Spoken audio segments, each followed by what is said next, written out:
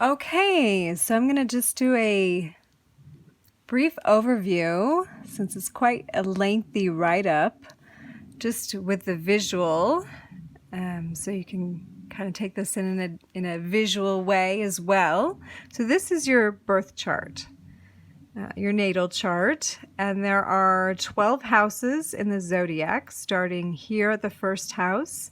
This line represents the horizon line. So when you were born, the sky was moving, constellations were moving up. So the first constellation above the horizon at your birth, which for you is the sign Scorpio, is what's called your rising sign. So the normal 12-pied zodiac, excuse me, sorry. The 12 pieces of the zodiac normally start at Aries. So Aries is the house of self. This represents the individual coming in. It's the birthing energy. It's the new energy of spring. It's embodiment. So as I've written up in your paper, the first house is ruled by Aries and the planet Mars, which is also embodiment, representative of the warrior nature, the raw primal nature, how we come into this world. So that energy is imprinted on that house, so to speak. That's the room of self in the zodiac. And you, what planets and what signs you have dialed in on the aperture of your divine blueprint, when you come in, you're going to get a different imprint over the top of the other one. So you have a rising sign of Scorpio, as you can tell, is just giving you a little tiny sliver of it, but it's a big one. It's got Neptune in there. Neptune rules over our dreams, our fantasies, our illusion. It is the ruling planet of the 12th house, which Scorpio is straddling both. 12th house is the spiritual house, the unknown, the deep, dark, mysterious place that's Piscean ruled normally, the sign of Pisces, and Neptune is its planet. So you kind of have a little bit of a 12th house sneaking into your person. So you have this spiritual nature, this dream-centered nature coming in and just making its way just barely into the first house, along with the sign Sagittarius. Sagittarius is the natural ruler for the house of learning, higher learning, the 9th house, and travel, up here with Jupiter that naturally rules this house. So when we have Sagittarius down here in the house of self, that contributes to a very playful, spontaneous, adventurous personality, one that likes to travel, and the kind of gypsy-like nature that is Sagittarius shows up in the individuation, in the embodiment. So maybe you even dress like that, or that's how you present to the world. So then after self, we go into the house of values and pleasure and our senses, which also equates to how we make our money.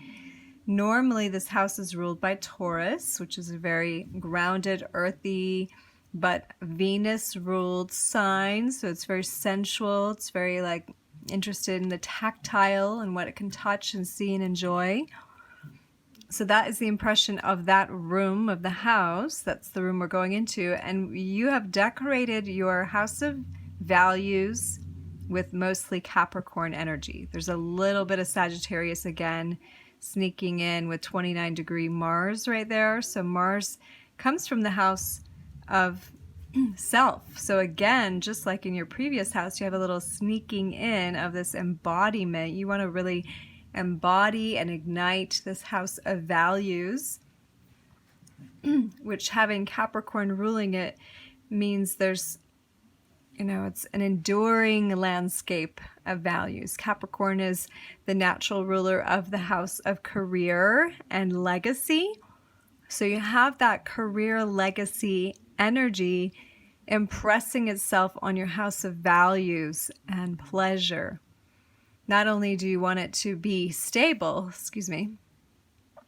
a stable, grounded, because Capricorn's also a grounding earth energy, just like Taurus. Not only do you want it tangible, but you want it to last. So things you value that lasts. You value a man that lasts, but also a man that's fun. Mars is also men, that's fun and adventurous. And then you also value, the moon is here, so emotional nature. You value feeling deeply. You value, and you also find it enjoyable, likely to explore your emotions as long as you feel like you have a safe container, which Capricorn does offer. And it also feels like it's the ruler of Saturn. So we have the father element, father time, and just the father energy there with Capricorn that's lending some sense of reliable strength to the second house of values. Okay, and then we come into the third house, which is communication house, naturally ruled by Gemini, which is the twins. And it's also a Mercury ruled house. So Mercury is naturally the symbol for Hermes, the alchemist, the messenger of the gods that would bring messages from beyond. So there's a mystical element here, but it does govern the mind, communication, writing, any way that data can be transferred or explored mentally. It's an air sign. So you have Aquarius and a little bit of Pisces here superimposed over that house of communication. No planets there, but you still have the Aquarian, which is also an air sign. You still have a mental, but now you're thinking more for everyone. And when you speak, you probably speak in terms of for the collective or on behalf of humanity. You are the kind of spokesperson in your word for the all, the oneness. And with the little Pisces in there, Pisces, remember, rules the 12th house of the spirit. So there's a spiritual nature also touching into your communication, and you also would bring then, the idea of prayer and communion into your speaking and to your thinking. And then we go into the fourth house, which is normally the house of home, ruled by the sign of Cancer, which is over here in your chart. And the moon is at home in the fourth house. So this represents our home, early childhood, our past, also mothers and the nurturing nature. So our relationship with our mother. You have Pisces and Aries, so you have the end of the zodiac and the beginning. So there's an end and a beginning energy here. And since I'm also seeing North Node is here, which represents what you're here to do, what is your mission. And Chiron, the asteroid, is also hanging out here in the Aries 4 degrees. So there's some kind of a wound. That's the mother wound being in this house, or an early childhood wound. That is also your goal to spiritualize that, to make it holy, and maybe you've always had a sense that home was a spiritual place, even though you maybe wanted it for yourself. Maybe that's where the wound is with Aries. But Pisces is everyone's home, the spiritual home. And then Aries, of course, rules the first house, so it's the initiative energy, or the body, the embodiment, the personal home. So you have the straddling of the personal and the collective home here. Interesting to note. Then we come in the fifth house, which is the Leo ruled house. Here's the Leo sign up here. And this is also the home of the sun. The sun is associated with the fifth house of creativity, children, and sexuality. So it's really our life force energy, like how we're getting our life force energy, in my opinion. So you have Aries and Taurus energy both coming in. No planets, but you will find that the energy for that is going to show up elsewhere. So you're also getting life force where Leo is, and also where the sun is. So we'll talk about that as we come around. But your fifth house with Aries there is going to mean maybe lots of new creative ideas, because Aries is initiative. Sorry, my screen keeps going black. I got to keep moving that around a little bit more.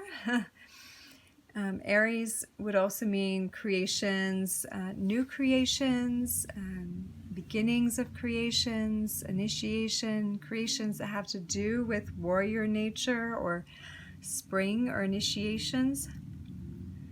Also, the Mars energy goes along with Aries, so you will have creativity, sexuality, energy with the masculine, and we also have a little bit of Taurus energy coming in there. And remember, Taurus rules the second house, so we have some value in life force energy. We value it, and we also can receive an income through tapping life force energy. So this is where we begin to weave houses. So when we overlap, so we've got the Taurus energy here, that's going to tie it back to where the Taurus's natural home is. So you're also going to be receiving some life force energy from the signs that are in this house through the Taurus here. That's maybe getting a little bit too much. So we'll go to the 6th house. 6th house is naturally ruled by Virgo, which is hanging out up here at your 10th house. Virgo is the Virgin, which is all about purity. This is the house of health, work, and routines.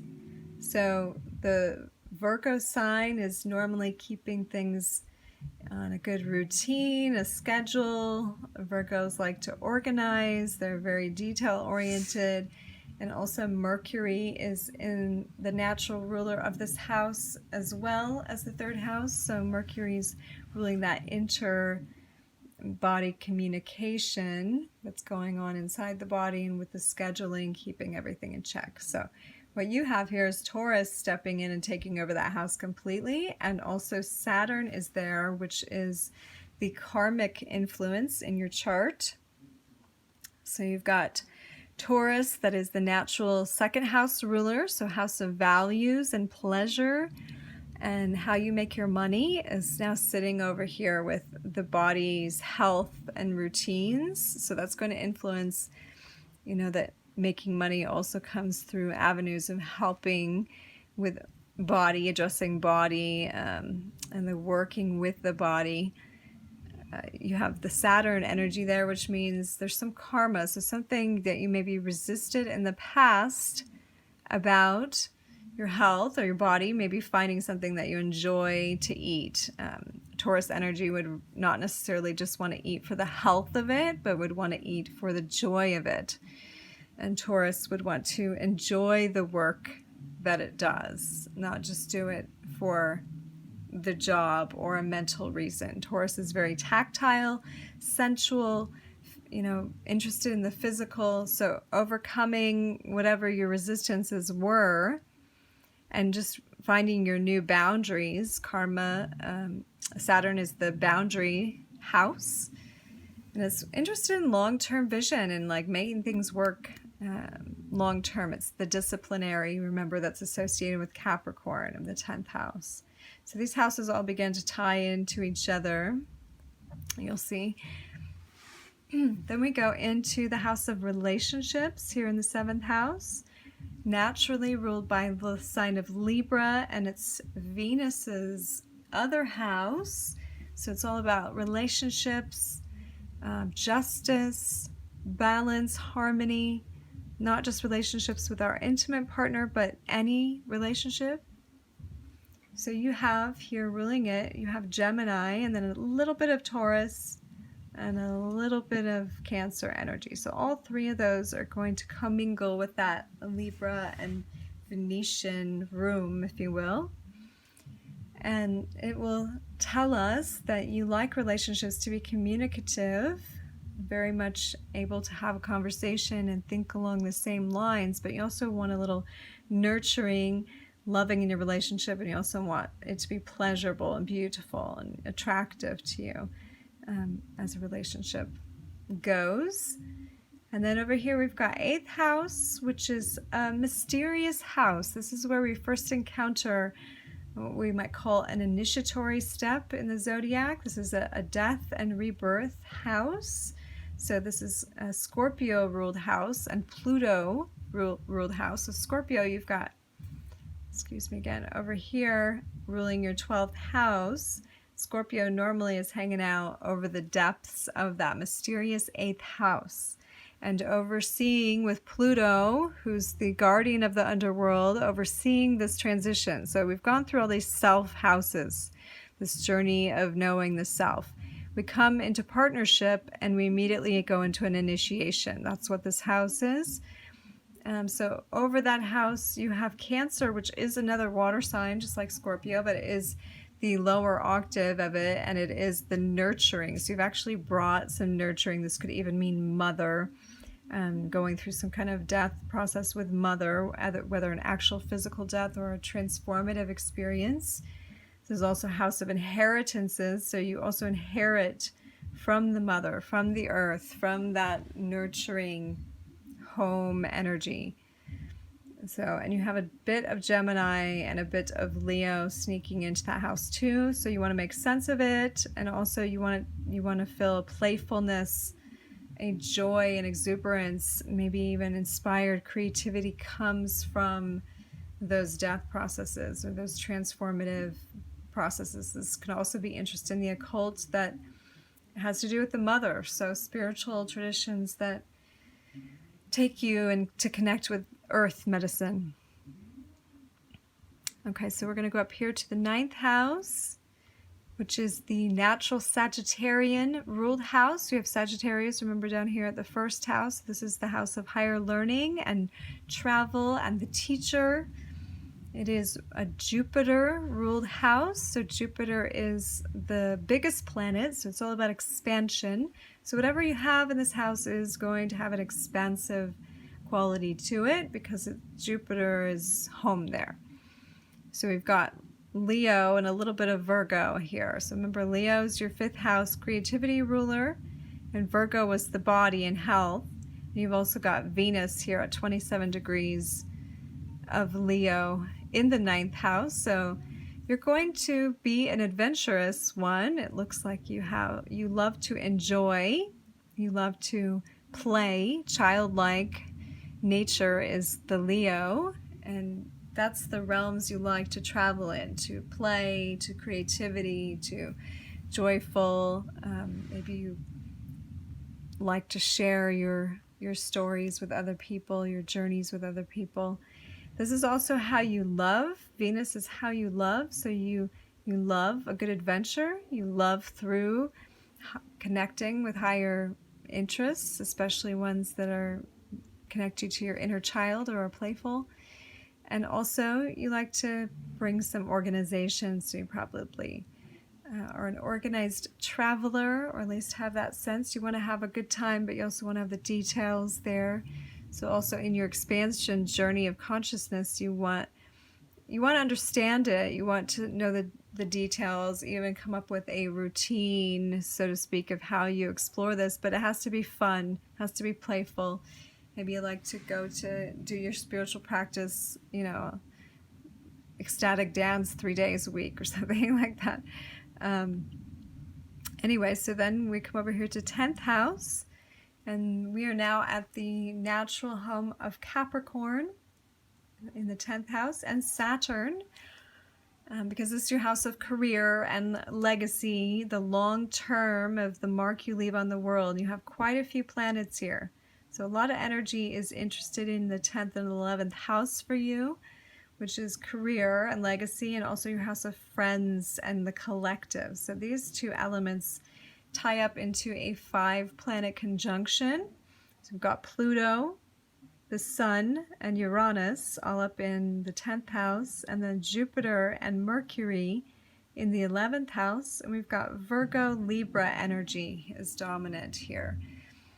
So Virgo, remember, is the Virgin, the purity sign of the 6th house, the one who's interested in all the details and the organization and so forth. So your career and your legacy does have to do with the details, but the details of what? We look at the planets here. Pluto is transformation, the details of the deeper work, the deep dives, even the death processes you are sharing and interested in, especially with the sun there at 27 degrees. You are shining that light. You are that light that's bringing the details of the transformation process into the forefront. Let's excuse me. And then the Uranus energy with Libra, because you've got Libra influencing that. Libra is the balancing element, the scales. So you've got a balanced, almost like bringing the justice of, and the Uranus is the revolution.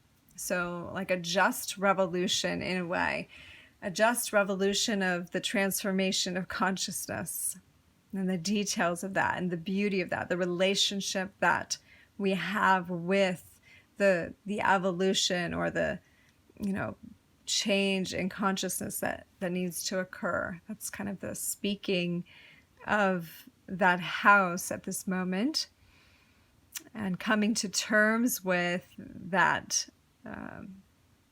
self that you are. I think in your report I wrote something of coming to terms with the Lady Death element of you.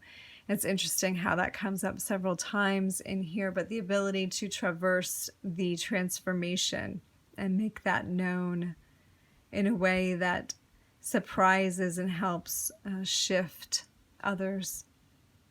So when we're talking of others, the 11th house is the house of others.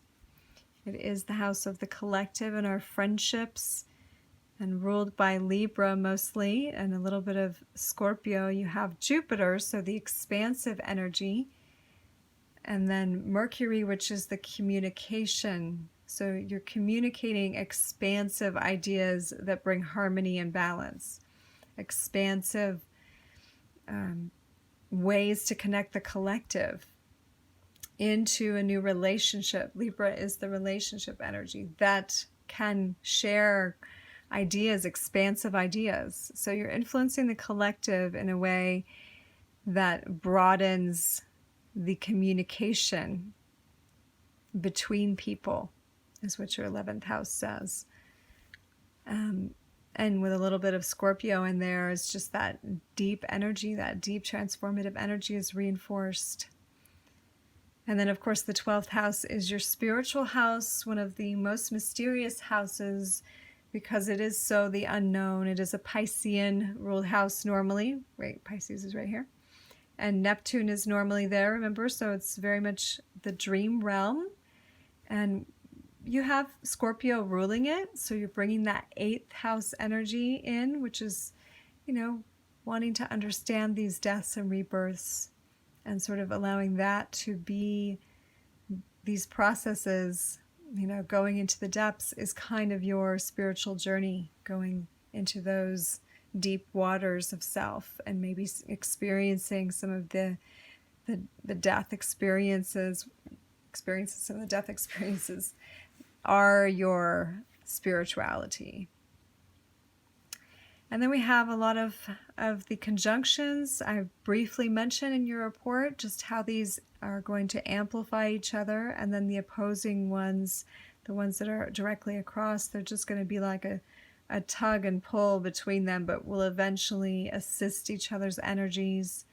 Anything that's in a square is going to be a challenging position. What you love and what your dreams are may be a challenging 90-degree angle, but that doesn't mean it can't help you. It can also push that love forward. So I don't want to overwhelm you too much, but I did want to give you like a brief overview of your natal chart so you could see it and hear me talk about it. So if you have any questions beyond what is written in the report, feel free to send me an email. Okay, I hope you enjoy this, and happy birthday.